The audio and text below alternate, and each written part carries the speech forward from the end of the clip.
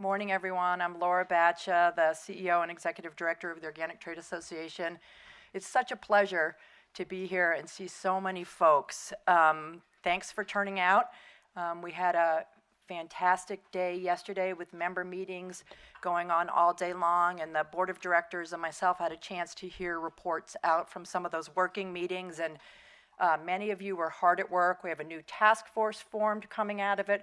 We have some signed letters that are headed on their way over to the department. We have all kinds of great work that got brought forward yesterday. So thank you to folks who extended their week and came in a day early to work on some important business. So it's nice to have that kind of time together, I think, to collaborate and do the good work.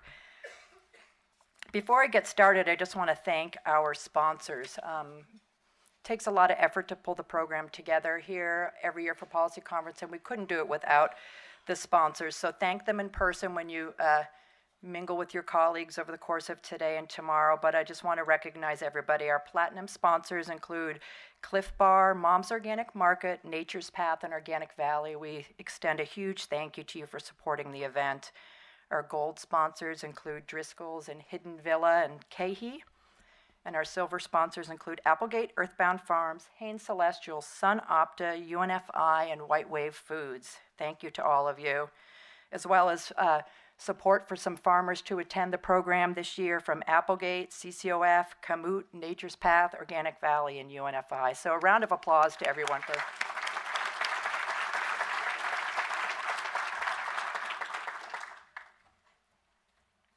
So every year we kind of kick off the conference, we want to find out who's in the room. But before we do that, I want to find out who went bowling. So keep your hand up if you bowled above 100. It's a very special crew. I did hear rumors that Dave Gagnon bowled a 198, which makes you wonder, where he gets the time to bowl.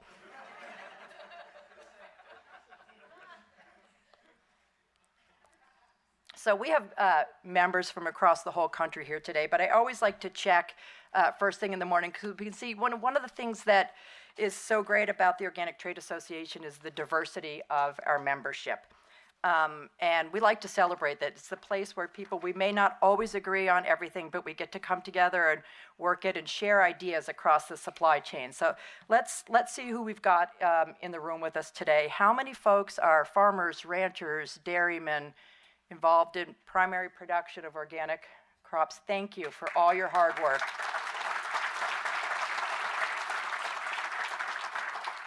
And many of you are going to be in multiple categories, so just keep putting your hand up. That's good too, because that's part of the mix. How many folks are first handlers of agricultural commodities and bringing them off the farm and into the market? Excellent, thank you so much. And manufacturers of processed foods and selling branded products into the marketplace. And distributors of those products, can't get there without you, thank you. Retailers of those products, so our consumers can find what they're looking for. We also have certifiers and inspectors in the room, I suspect. Excellent. Keeping everybody right. What about some of the good partners we have from the NGO community and consultants that help us along the way? Excellent. Good. So thank you. Glad to have everyone here. We usually start the conference with some updates on data, but I do want to make a quick programming announcement for you all. Unfortunately, Congressman Farr is under the weather this morning, and we got word that his voice is a little hoarse and he won't be able to join us. So many of you will see the congressman and his staff tomorrow on the Hill, but I wanted to make you aware of that. We're going to make a little adjustment in the schedule this morning. Give us a little more time to go through the data, and then we expect the Secretary of Agriculture shortly. So we've got a great agenda planned, and the thing I think most looking forward to is the lunch. So you're going to hear a lot more about that, but it's a great concept with its tribute to the Great Plains and the importance of crop rotation and organic farming. And what you have to remember is that in order to grow wheat, you have to grow a whole lot of other stuff. So we're celebrating that at the luncheon, including all the ingredients from the long rotation cycle in organic. So it's going to be fun. And I have good word that actually some of that kamut and safflower has come from the senator's farm, so that's going to be a good treat. So let's start with some of the data. We've got 2 data releases going out today, and we do this every year at the policy conference. There's a lot to celebrate within the industry. We topped $39 billion in 2014. $39.1 billion is the total figure, and that's 11.3% growth. As we look at some of the data, that's pretty remarkable considering amongst all of you, the conversations we're continuing to hear is about supply shortages and how do we solve those challenges. So to grow at double digits with those challenges is a huge testament to the appeal of what everyone in this room is engaged in doing. We've reached just under the mark of 5% of food in the country, so that's a huge milestone. You know, we're making progress there for sure. Produce continues to lead the way with 12% growth year over year, and at the same time has reached 12% market penetration. So 12% of the produce sold in the United States is certified organic. That's huge. I mean, I think we think about what happens when everything gets to 12%. That's going to be pretty fantastic. Dairy had its strongest growth in 6 years in our composite figures at 11%, and we know the struggles that have been there in terms of supply shortages and access to feed and the work that's had to be done to do that. So that's despite all the challenges. And then we have a celebration this year because for the first time, the organic fiber sector topped $1 billion. So that's huge. That's great, and it's going to continue to gain traction in the market. We added to the data this year an interesting piece of work from our partners at SPINS and IRI. And what they did was set up a household scan. So we normally survey consumers and they report what they do. Through IRI and SPINS, there's actually scanning systems set up in home scan systems, so you actually understand exactly what people are purchasing. Our consumer surveys from earlier in the year really indicated a trend towards diversity amongst consumers, whether or not that be income, age, ethnicity, across the board, but we wanted to look at regional diversity in terms of consumption of organic. So there's some really striking figures here, because if you look at the low water mark and the high water mark for households that are purchasing organic products, and this is verified through SCAN, and this only includes products that contain UPC codes, so it's not picking up what they've brought home from the farmer's market or from the produce department that doesn't include a code on it. The lowest mark we have is 68% of households in the Southeast, and that's a big number.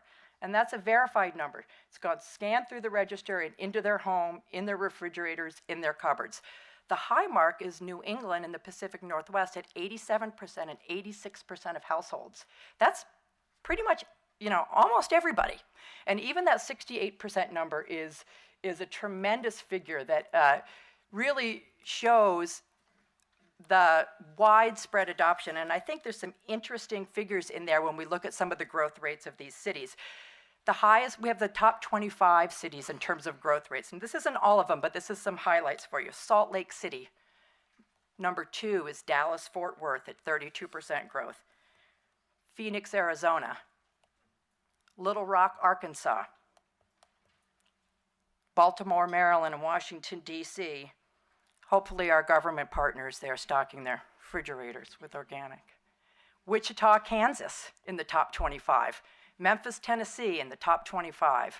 Des Moines, Iowa, and Columbus, Ohio. So those are some exciting places to see that kind of accelerated growth in adoption of organic. And again, this is what's actually in people's refrigerators, in their cupboards. So I think that is incredibly promising.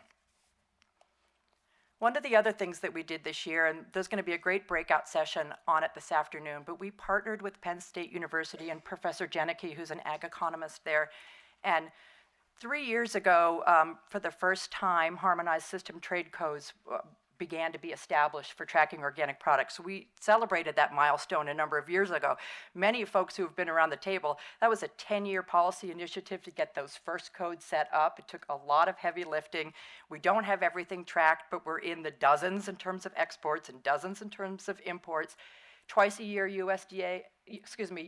OTA submits applications to USDA and ITC to establish additional codes. So if we're not tracking what we should be tracking, the membership needs to keep that list coming to us. We prepare the applications and submit it.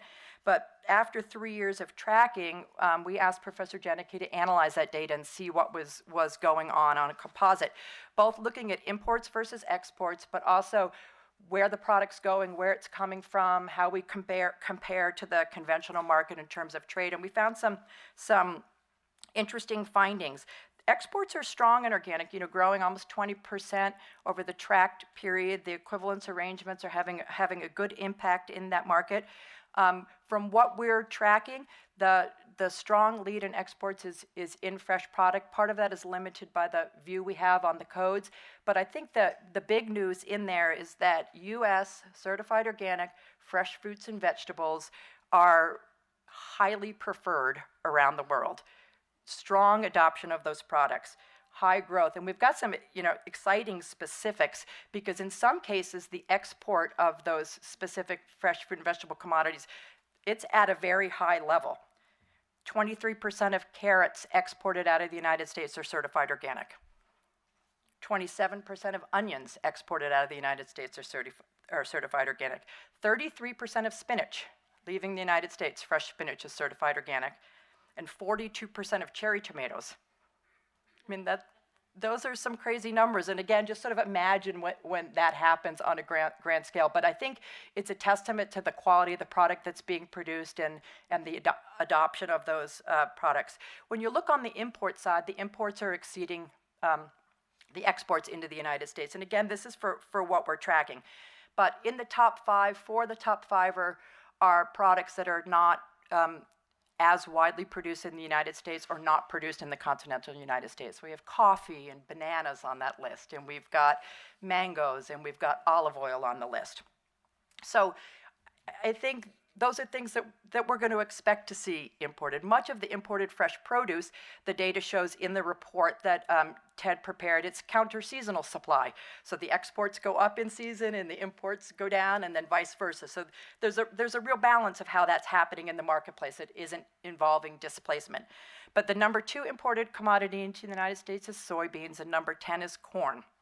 And I think it's really interesting to be looking at this, because right now today, 31% of the soybeans imported into the United States are certified organic. That's a big number. And we have tight supplies. The bushel price for feed grain soybeans, certified organic, is 3 times the price for conventional. So it's an opportunity for farmers in the United States to take advantage of that marketplace. And this kind of data really gives us information that we need to build those partnerships in the supply chain, to work with our partners in government to find out what we need to be doing so that farmers are going to take advantage of this opportunity and how to make this work. But we're thinking of it as a help wanted sign, but those are some big numbers, and that's not going to change unless we rapidly accelerate the adoption of organic practices on those acres.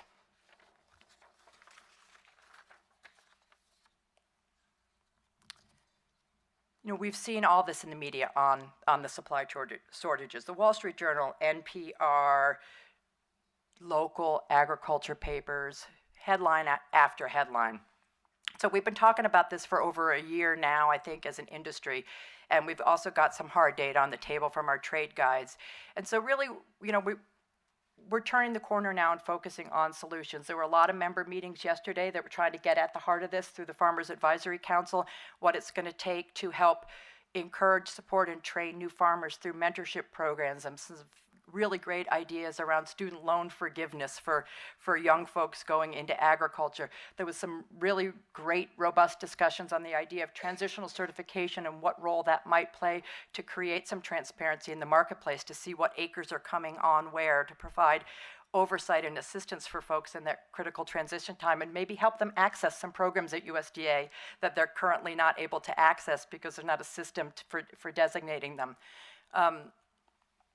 And there's a whole lot more ideas going on. Part of it is through public policy. Part of it is through the industry supply chain partnerships that you all are developing. But I think it's exciting to see the focus turn towards solutions. And I think, one of our biggest challenges is that we don't see what's coming on at acres. We have some information from some certifiers that record that, but I think we need to succeed in the long term to be able to see what's coming on before it hits live in the marketplace. So that 3-year transition, if we can get better visibility there, I think will help the whole supply chain. So this is the map of the last available update from NOP and certified operations across the country. I think the number was about 18,500, something like that. And you see the spread across the country. And one of the things that we do every year to launch Policy Conference is we map the top 50 congressional districts. So we've done that this year. So 50 congressional districts is 11% of Congress. There's 435 members of Congress. The top 50 congressional districts contain over 50% of the certified operations in the country. And this is our spread in terms of Republicans and Democrats. And this has changed since the last time we looked at it. But in the top 50 congressional districts, we have 31 Republicans and 19 Democratic members of Congress. So you guys have the lists in your packets. And we're going to be visiting, in addition to a lot of members of Congress in the House and the Senate on the committees of jurisdiction, we're going to be visiting these top 50 members of Congress. If they're not members of the House Organic Caucus, we're asking them to join the House Organic Caucus. And we have a lot of work to do in introducing organic. Many of these folks are new to Congress. We have some first-timers on that list. So we need to get out there, educate them, and really put the face on the industry that's the integrated supply chain that we are. We had a great visit from the chairman of the Ag Committee to a member's farm last week, and those types of things are invaluable. So I encourage you, as you go in there, and if your member of Congress particularly is on this list of top 50 districts, invite them to come visit your operation. We'll help you if you want some assistance in working through logistics and how to do that. We're here to support it, but it's all about educating and helping these folks understand how important organic is to their district. And there's a lot of opportunity there for us to sort of tell our story. And the theme of the whole conference today is sort of more than meets the eye. So we need to give them a deeper education than what they might pick up through the media or at first glance about what organic means. So that's a lot of opportunity for us. So with that, I'm just going to encourage you all, as we go through the next couple of days, you've got materials, and Marnie's going to walk everybody through the specific asks tomorrow morning back at the Hall of the States at the OTA offices when you hit the Hill. But we're going to have plenty of time for mingling during the breaks today, so engage and tell your story. It's a lot of opportunity. Talk about the challenges, solve problems together. I think one of the things we saw yesterday at the member meetings is, as your trade association, we're here to help you. So what we want to see are the solutions that you all come up with and bubble up to us, because you're the ones that know what's going to work. So, in my role, what I ask you to do is, as you come up with these solutions, bring them to us and ask us to help you, because that's what we want to do most. So with that, I'm going to wrap it up. We have an update from California that's going to come on, and then we're going to have the secretary here shortly.